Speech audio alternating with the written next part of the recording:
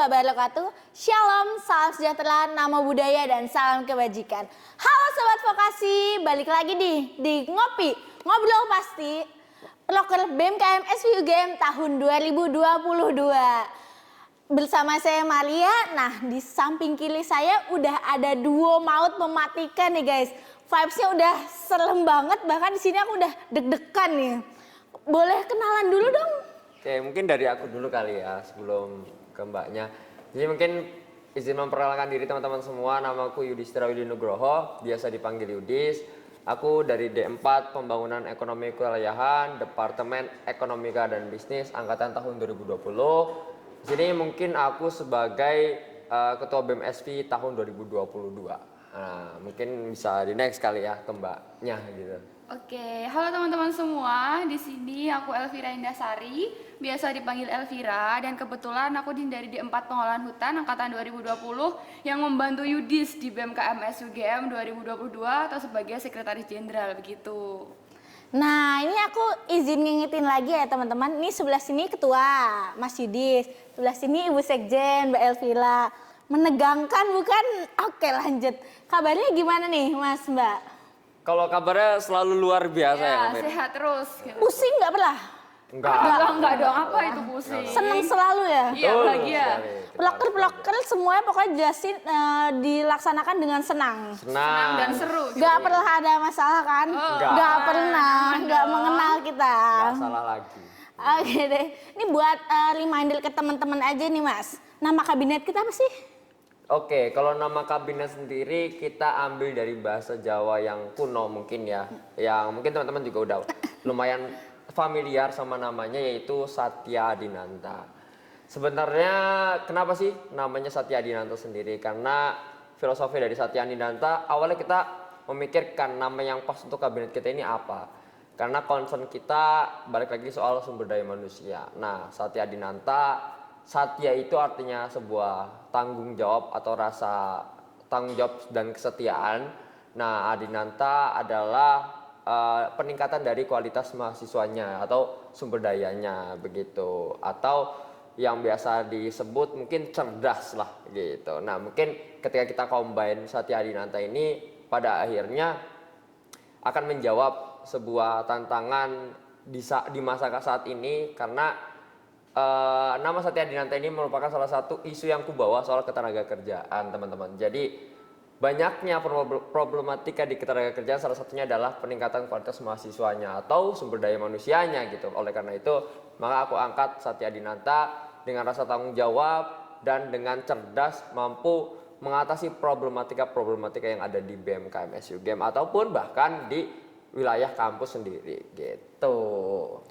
Wow, udah dijelasin secara lengkap dan detail nih sama Mas Yudis nih. Dengan nama kabinet Satya Adinanta, Mas Yudis berharap apa sih dari kabinet ini?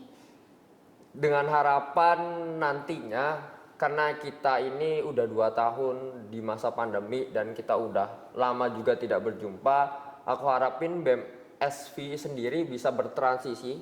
Nah, jadi percepatan transisi di situ nanti kita bakal mengadakan sebuah kegiatan-kegiatan yang nantinya setiap staf dan anggota bahkan seluruh mahasiswa itu mampu bertransisi dari online ke offline. Nah, oleh karena itu mungkin yang aku harapkan adalah fokusannya terhadap karir vokasi sendiri, dan apabila kita di sekolah vokasi sendiri kan kita harus tahu bahwa karir vokasi ini sebenarnya sangat luas. Cuman banyak mungkin dari teman-teman yang belum memahaminya gitu. Nah, mungkin salah satu harapannya adalah teman-teman mahasiswa bisa mampu memahami soal konteks dari karir vokasi sendiri. Mungkin seperti itu sih gambaran umumnya.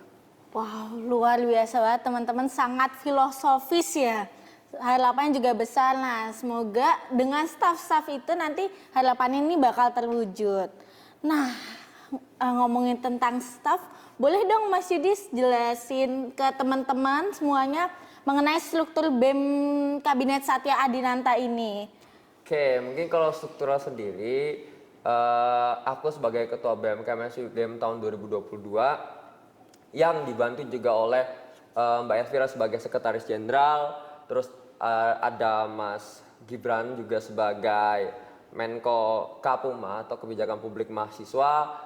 Nah, nanti ada Mbak Nilam sebagai Menko Eksternal Nah, dan yang terakhir ada Mas Derby sebagai Menko Kemahasiswaan. Nah, nanti di bawah Kemenkoan sendiri, setiap Kemenkoan punya kementerian, dan kesekjenan sendiri nanti bakal dijelasin mungkin sama Elvira. Tapi kalau Kemenkoan kan ada 3 nih, Kapuma, eksternal, sama kemahasiswaan. Dari Kapuma sendiri nanti ada Kastrat atau kajian strategis, ada kesejahteraan mahasiswa dan manajemen isu dan opini. Dari kemahasiswaan itu ada minat dan bakat, ada sinergi mahasiswa, dan ada replika. Nah, yang selanjutnya dari eksternal ada 2 kementerian, yaitu sosial masyarakat dan jaringan eksternal. Nah, mungkin kalau kesekjenan bisa sama Mbak Elvira dijelaskan gitu. Oke, kalau kesekjenan ini namanya beda ya Maria, bukan kementerian tapi kebiroan begitu. Ya, Kenapa betul. kebiroan? Karena di kesekjenan ini itu orang-orangnya ibaratnya bisa masuk ke kementerian lain untuk ikut memantau administrasi maupun SDM-nya. Nah, untuk kebiroan di kesekjenan ini ada beberapa. Yang pertama ada sekretaris, ada bendahara, PSDM, kewirausahaan dan kemitraan, serta media dan informasi gitu, yang masing-masing memiliki tugas dan fungsinya gitu Maria. Wow, seru banget nih, udah jelasin sangat lengkap ya ini dari strukturnya. Nah, kan dari setiap entah itu Kemenkoan maupun kementerian atau bironya itu kan ada peloker-peloker nih. Boleh dong sebutin peloker-peloker besar atau peloker utama dari Kabinet Satya Dinanta sendiri? Oke, jadi beranjak dari awal fokusan kita adalah bagaimana kita menunjang karir dari vokasi sendiri. Kita memiliki beberapa program prioritas juga. Yang pertama mungkin dari awal yaitu PPSMB Permadani, di mana itu adalah masa orientasi untuk teman-teman mahasiswa baru bisa lebih mengenal lagi terhadap sekolah vokasi sendiri. Nah, selanjutnya kita punya yang namanya POVAV atau Pekan Olahraga Vokasi dan Vocational Art Festival. Itu salah satu program prioritas juga dari kami yang nantinya juga istilahnya untuk mengembalikan euforia dari POVAV sendiri ataupun mengembalikan euforia secara offline di wilayah lingkungan sekolah vokasi. Dan yang ketiga adalah Jogja Vocational Festival, yang mana tujuannya adalah memperkenalkan karya-karya terapan dari teman-teman mahasiswa sendiri gitu.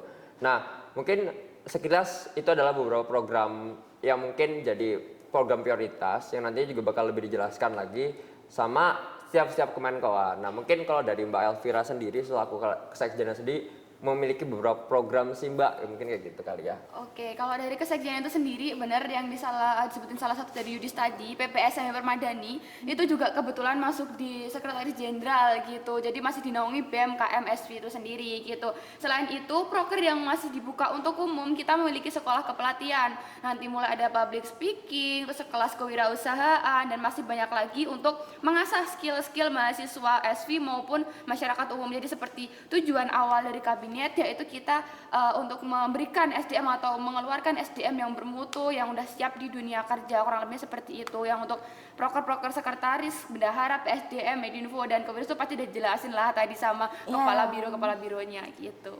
Oh iya, bener banget sih. Udah beberapa mungkin juga udah dijelasin juga entah sama biro atau kementeriannya. Nah, dari Mas Yudis sama Mbak Elvira punya nggak sih pengalaman seru, entah itu dalam menyusun prokernya atau dalam menjalankan prokernya? Ada nggak sih pengalaman seru? Satu aja boleh dong sebutin. Kalau dari aku mungkin ini salah satu hal ya, sebagai ketua sendiri cukup banyak dinamika yang ada di kampus kita tercinta ini. Tapi dari tantangan yang ada, dari hambatan yang ada, mungkin salah satu pengalaman yang seru adalah mungkin kita kembali dari online ke offline ya. Jadi acara-acara offline tuh lumayan menarik buat aku, apalagi sekarang kita sedang di bulan-bulan September sampai Oktober akan menjalankan Pekan Olahraga Vokasi dan Vocational Art Festival, yang mana itu alhamdulillahnya rata-rata sudah offline kan. Jadi kita tuh lebih ada hype-nya, dan aku ngerasa bahwa walaupun emang aku kadang-kadang gak diundang ke beberapa kegiatannya atau lomba-lombanya, tapi aku datang tuh untuk untuk memantau. Wah, seru juga ya teman-teman, di mana setiap departemen ada lomba dan sebagainya. Mungkin itu sih yang pengalamanku yang mungkin terkesan kayak wah bagus sih gitu sih kalau dari aku. Kalau dari aku pribadi salah satunya yang PPSMB Permadani tahun ini sih, kan sudah full offline gitu ya. Apalagi ibaratnya aku kan mahasiswa online gitu dulunya. Jadi sekarang bisa merasakan oh ternyata gini euforianya PPSMB Permadani. Itu salah satu yang paling seru sih menurutku. Gitu aja sih Maria. Ya benar, Pofaf sama Permadani ini mungkin teman-teman kalau kepo nih pengen tahu gimana sih perlombaan Pofaf yang udah dijalanin atau perkembangannya gimana, boleh banget cek IG Pofaf 2022 atau cek YouTube atau nonton YouTube tentang itu supaya teman-teman bisa ikut ngerasain feel-nya juga karena itu seru banget sih. Karena aku sebagai mahasiswa juga aku ngerasain ini seru banget nih dua-duanya gitu. Dari selama menjalankan proker-proker itu apa sih tantangannya?